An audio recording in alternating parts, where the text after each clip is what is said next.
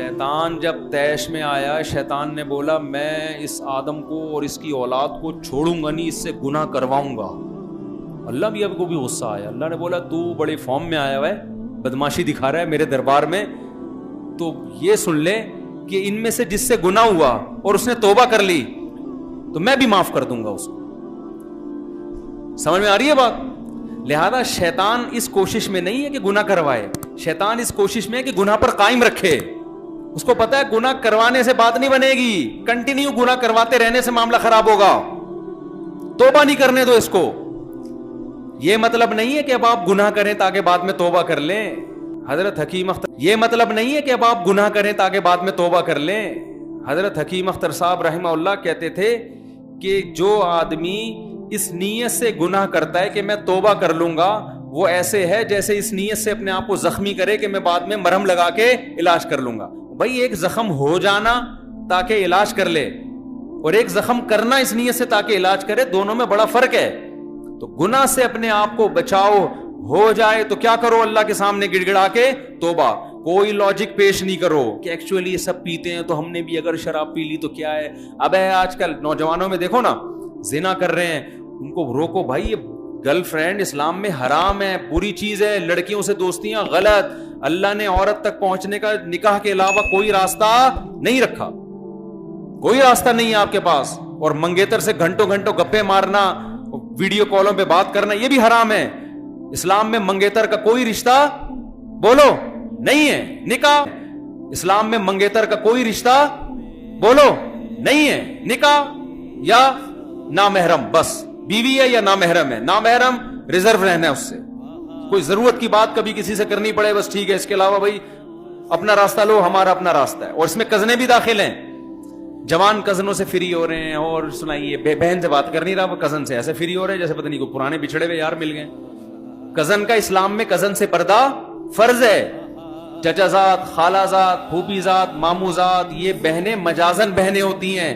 اسلام میں جس عورت سے بھی آپ کا نکاح جائز ہے وہ آپ کے لیے نامحرم ہے، سالی بھی نامحرم ہے، کیونکہ بیوی کے مرنے کے بعد سالی سے نکاح بھی جائز ہے، تو سالیوں سے فری ہونے کی آپ کو اجازت بولو نا نہیں ہے۔ بیوی سے فری ہوا کرو، بیوی سے فری ہوتا نہیں ہے، اس کی بہن آئے گی تو چائے بھی لا رہا ہے، سموسے بھی لا رہا ہے، بسکٹ بھی لا رہا ہے، تو جو بھی بنا کے رکھو، اس کے علاوہ سارے راستے کیا ہیں؟ حرام۔ لیکن اللہ نے گرل فرینڈ کا قرآن میں خاص ذکر کیا، کیونکہ اللہ کو پتا تھا کہ جہاں نکاح کا رواج ختم ہوگا نا وہاں گرل فرینڈ کا رواج بڑھے گا، اس لیے اللہ نے جہاں نکاح کی ترغیب دی وہاں گرل فرینڈ کی نفی بھی کی ہے، وَلَا مُتَّخِذَاتِ أَخْدَانٍ۔ فرق اتنا ہے کہ اس زمانے میں چھپی دوستیاں ہوتی تھی، گرل فرینڈ ہوتی تھی چھپی ہوئی، کیونکہ بہت بڑی بےغیرتی سمجھی جاتی تھی یہ کہنا کہ میری گرل فرینڈ ہے، لوگ مارتے تھے، عرب کے مشرکین اس کو برداشت نہیں کرتے تھے، بولتے تو بہت پلید اور غلیظ انسان ہے، گرل فرینڈ رکھی ہوئی ہے، لہذا کسی کی گرل فرینڈ ہوتی تھی تو دنیا کو بتاتا نہیں تھا، اس لیے قرآن نے چھپی ہوئی دوستیاں کہا ہے۔ آج وہ دوستیاں چھپی ہوئی نہیں رہی ہیں بلکہ کھل گئی ہیں، اس کا مطلب اتنے بے غیرت بن گئے کہ وہ دور جاہلیت میں جو زانی لوگ تھے نا آج کا نوجوان ان سے بھی 2 قدم آگے نکل گیا، وہ بھی زنا کو چھپاتے تھے، دوستی رکھتے تھے عورت سے چھپ کے، دنیا کو پتہ نہ چلے، لیکن آج کیا ہے؟ بتا رہا ہوتا ہے یہ میری گرل فرینڈ ہے، تو بھائی ٹھیک ہے آپ کر لو، قرآن کہہ رہا ہے تمتعوا، اڑا لو مزے، آنا تم نے کدھر ہے؟ میری طرف ہے، اور کبھی اللہ کہتے ہیں میری طرف آنا ہے، کبھی کہتے ہیں آپ کی طرف آنا ہے، جہنم میں جانا ہے تم نے۔ تو اس لیے اب جب نوجوانوں کو منع کیا جائے گرل فرینڈ مت رکھو، کیا کہتے ہیں بھائی آج کل تو سب کی ہوتی ہے، آج کل تو سب کی ہوتی ہے، بھائی یہ کہاں فحش چیزیں نہ دیکھو، سب دیکھ رہے ہیں۔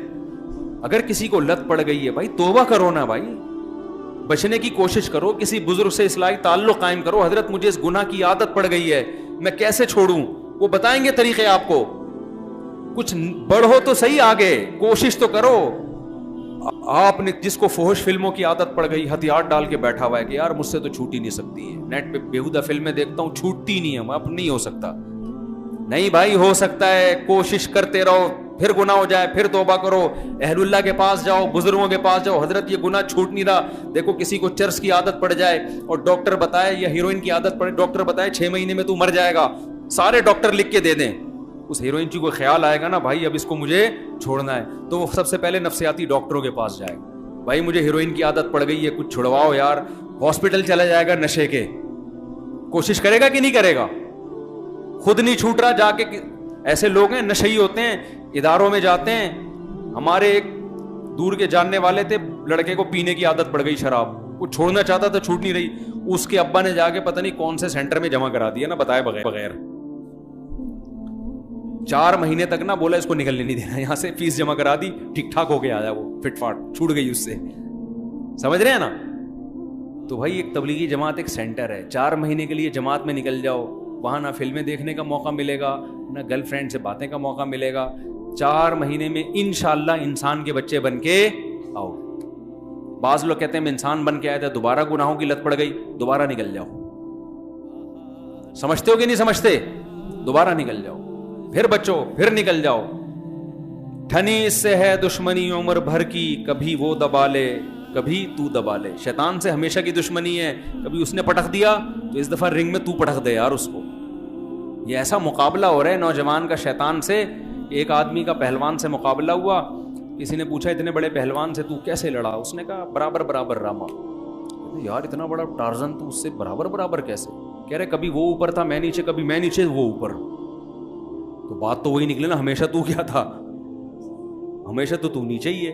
تو شیطان سے بھی ہم ہمیشہ پٹ ہی رہے ہیں, کبھی ایسا نہیں ہوتا کہ کبھی شیطان کو بھی ہم نے پچھاڑا ہو. تو کوشش تو کرو میرے بھائی.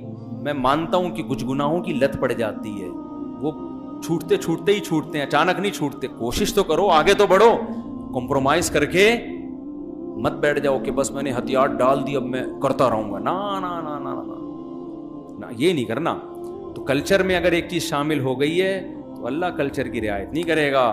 اللہ کیا کہتے ہیں قرآن میں کہ ہم نے جہنم کے بارے میں اللہ نے یہ کلمہ لکھ دیا ہے, لَأَمْلَأَنَّ جَهَنَّمَ مِنَ الْجِنَّةِ وَالنَّاسِ أَجْمَعِينَ. اللہ کہتے ہیں میں نے یہ قسم اٹھا لی ہے کہ جہنّاسی اجمعین, اللہ کہتے ہیں میں نے یہ قسم اٹھا لی ہے کہ جہنم کو جنات اور انسانوں سے بھر دوں گا, میں کثرت کی پرواہ نہیں کروں گا.